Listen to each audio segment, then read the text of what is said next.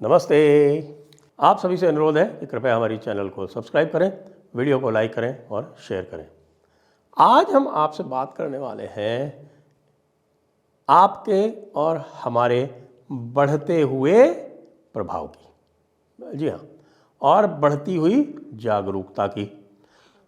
क्योंकि जैसा कि मैं आपको अभी बताने वाला हूँ और दिखाने वाला हूँ, ये देखें आप यहाँ पर, ये जो हेडिंग है कि Sahitya Akademi cancels event starring Devdutt Pattanaik and Namita Gokhale. अब आप कहेंगे कि साहब कि ये ऐसी क्या खास बात है, इसमें क्या परेशानी थी? क्योंकि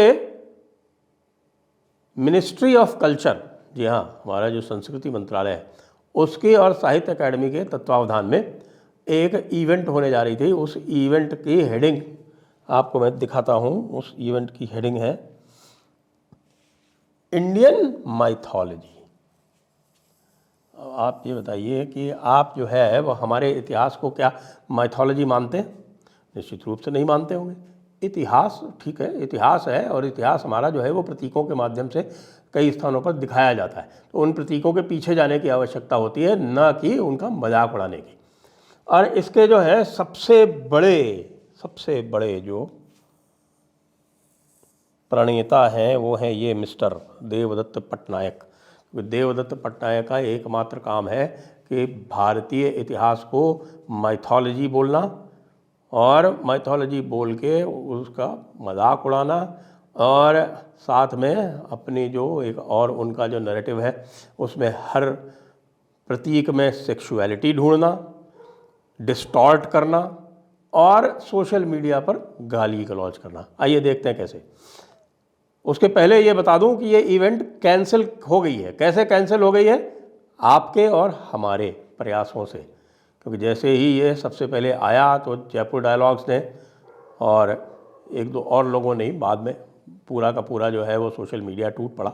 लेकिन सबसे पहले ये कार्य जो है ये जयपुर डायलॉग्स और कतिपय अन्य हैंडल्स ने किया ट्विटर के ऊपर, और ये ध्यान में लाया गया मिनिस्ट्री ऑफ कल्चर के और जो मंत्री हैं गजेंद्र सिंह शेखावत जी उनके, और पूरा एक हंगामा मच गया कि भाई क्या दिमाग ख़राब हो गया है, और कोई नहीं मिला आपको संस्कृति बढ़ाने के लिए।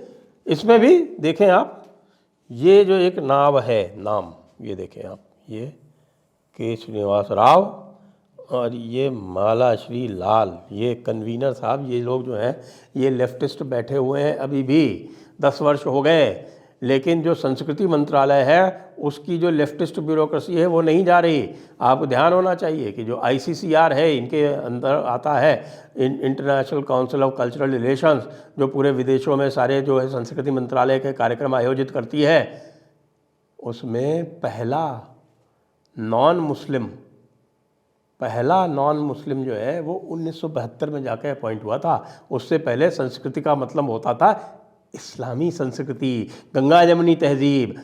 अब आप ये देखिए कि किसी मंत्रालय में इतना अगर इन्फ्लुएंस चलता रहे, जो बाद में जो अपॉइंट हुए हैं लोग वो सारे के सारे उसी विचारधारा के हैं और वही अभी भी चले आ रहे हैं। ये जो परमानेंट ब्यूरोक्रेसी है वो भारत की एक भारी समस्या बन गई है।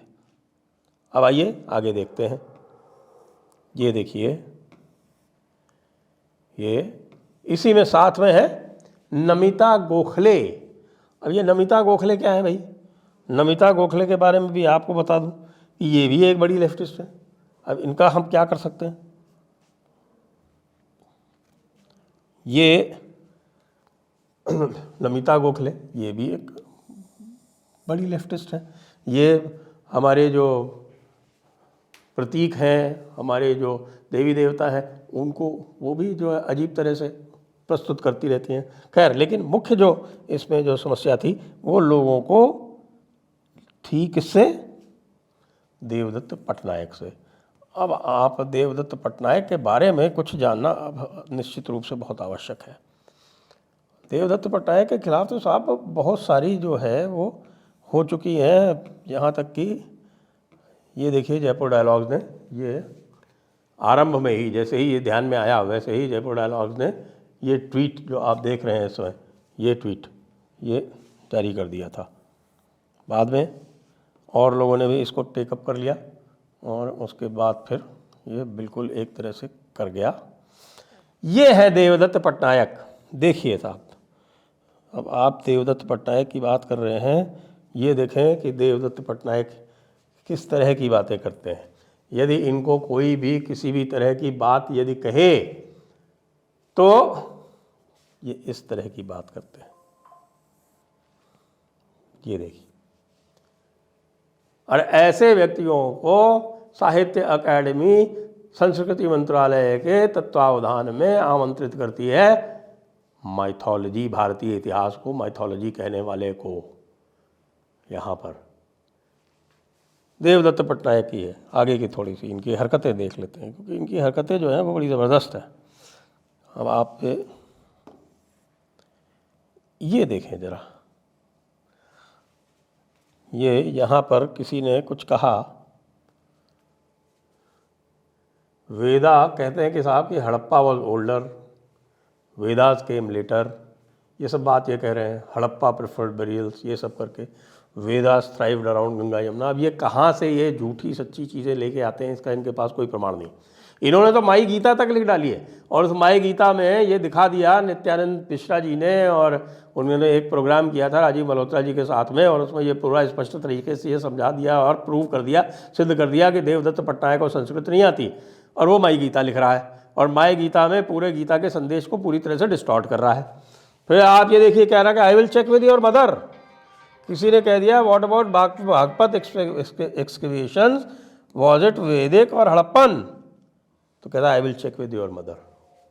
आप सोच सकते हैं कोई सभ्य व्यक्ति इस प्रकार की बात कर सकता है? इधर देखिए आप जरा, Gandhi gave Patel the title of Sardar, Tagore gave the title, Nehru's title based on his caste, who gave Savarkar the title of वीर। तो ये जरा आप इनकी भाषा देखें, ये क्या कह रहे हैं यहाँ पर। Mister Patnaik, you know you are gonna get screwed by true Indology, right? क्योंकि ट्रू इंडोलॉजी ने इनको बहुत फैक्ट चेक किया।